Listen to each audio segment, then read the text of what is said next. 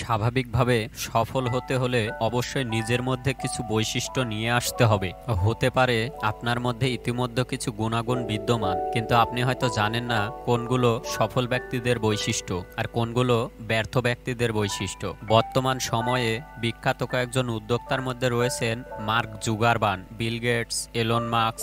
সফল হওয়ার জন্য তাদের মতো মেধাবী এবং সফল মানুষদের গুণাগুণ অনুসরণ করতে পারেন। এলন মাস্ক একই সাথে নিউরালিস, স্পেস এক্স অ্যান্ড টেসলার প্রতিষ্ঠাতা এবং সিইও। তিনটি কোম্পানির একই সাথে পরিচালনা করে যাচ্ছেন, কিন্তু তিনটি কোম্পানি কিভাবে চাপ মুক্তভাবে পরিচালনা করে এর ব্যাখ্যা তিনি নিজেই দিয়েছেন। তিনি এর জন্য একটি রুটিন সেট করেছেন। সে তার দিন শুরু করে সকাল 7টায়। প্রথম 30 মিনিট গুরুত্বপূর্ণ ইমেলগুলো পড়া এবং উত্তর দেওয়ার জন্য নির্ধারণ করেন। তিনি সব ইমেইলে পড়েন না, বরং ফিল্টার করে কেবল গুরুত্বপূর্ণ ইমেলের উপর ফোকাস করেন। এর উপর ভিত্তি করে ঠিক করে নেন আজকের দিনে কোন কাজে অগ্রাধিকার দিতে হবে। সময় নষ্ট হয় এমন কাজ তিনি করেন না, যেমন তার নিজের কোনো ফেসবুক অ্যাকাউন্ট নেই। তার এই বৈশিষ্ট্য থেকে আমরা কি শিখতে পারি? দিনের শুরুতে ঠিক করে নিন কোন কাজটি অগ্রাধিকার দিতে হবে। প্রয়োজনে খাতায় কিংবা নোটে নোট করে রাখুন, তারপর একটি একটি করে সম্পূর্ণ করুন। Jeff Bezos. মিটিং আপনার কাছে গুরুত্বপূর্ণ, কিন্তু জেফ বেজোসের নিকট এই মিটিং অপ্রয়োজনীয়। তার মতে মিটিং করার অর্থ সময় নষ্ট করা। তবে মিটিং যদি হয় সঠিক পরিকল্পনা মাফিক তাহলে ভিন্ন কথা। যাই হোক, জেফ বেজোস একই মিটিংয়ে দেখে ভিন্ন চোখে। 15 মিনিটের মিটিং যদি 12 জন থাকে তাহলে সেটা সময়ের বড় অপচয় হতে পারে। মিটিং এর জন্য এই সমস্যা দূর করার জন্য জেফ বেজোস অনুসরণ করে 2 পিজা রুলস। এর মানে হলো 2টা পিজা খেতে সক্ষম এরকম মানুষ নিয়ে তিনি মিটিং করতে পছন্দ করে। তার এই বৈশিষ্ট্য থেকে আমরা শিখতে পারি, এর মাধ্যমে আমরা অনুধাবন করতে পারি সময়ের সংগঠিত ব্যবস্থাপনা এবং কাজের পূর্বে পরিকল্পনা করার গুরুত্ব। রিচার্ড ব্রেনসন একজন বিখ্যাত ইংরেজি ব্যবসায়ী। এছাড়া তিনি একজন বিনিয়োগকারী এবং দানবীয় হিসাবে পরিচিত।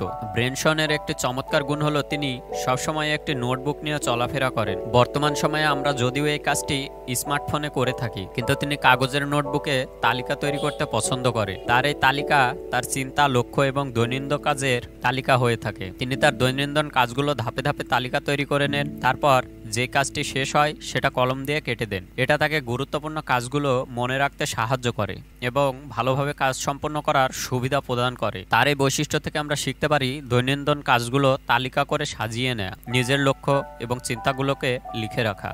আপনাকে অবশ্যই তার মতো নোটবুক নিয়ে ঘুরতে হবে না, বরং smartphone to do list app download করে কাজটি আপনি করতে পারেন। স্টিভ জবস তার অসাধারণ নেতৃত্ব এবং ব্যবস্থাপনা দক্ষতার জন্য পরিচিত। তার কর্মচারীরা অবশ্য বলেছিলেন তিনি অসহিষ্ণু এবং তার আইডিয়াগুলো তেমন কাজের না, কিন্তু পরে অবশ্য তার সম্পর্কে এই ধারণা ভুল প্রমাণিত হয়েছিল। তিনি তার শীর্ষ এক্সিকিউটিভের নিকট থেকে প্রায় 100টিরও বেশি আইডিয়া সংগ্রহ করেছিলেন। আইডিয়াটি ছিল কিভাবে অ্যাপেল আগামী বছরে সাফল্য লাভ করতে পারে। তিনি এই 100টি আইডিয়া থেকে 10টি আইডিয়া সিলেক্ট করে তারপর সেই 10টি আইডিয়াকে আরো যাচাই বাছাই করে 3টি আইডিয়া নির্বাচন করেন। পরবর্তীতে 3টি আইডিয়ার উপর ভিত্তি করে তিনি পরিকল্পনা করেন। তার এই বৈশিষ্ট্য থেকে আমরা শিখতে পারি যে কোনো কিছুই অর্থপূর্ণ হতে পারে, সুতরাং লক্ষ্য অর্জনের জন্য সবগুলো পদক্ষেপ গুরুত্বপূর্ণ সহকারে নিন। তারপর সেখান থেকে যাচাই বাছাই করে কার্যকরী পদ্ধতিটি নির্বাচন করুন। নীল প্যাটেল নিউ ইয়র্ক টাইমসের বেস্ট সেলার লেখক হিসাবে পরিচিত হয়েছিলেন। হ্যালো বার এবং ক্রেজি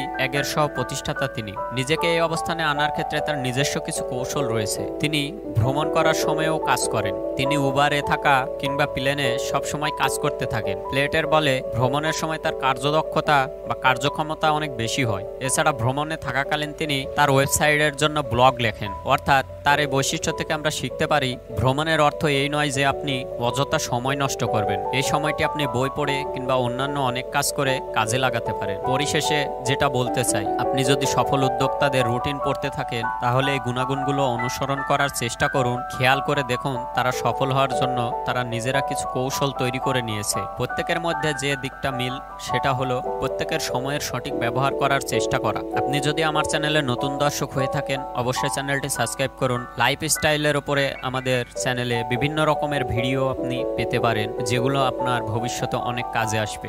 সবাইকে ধন্যবাদ।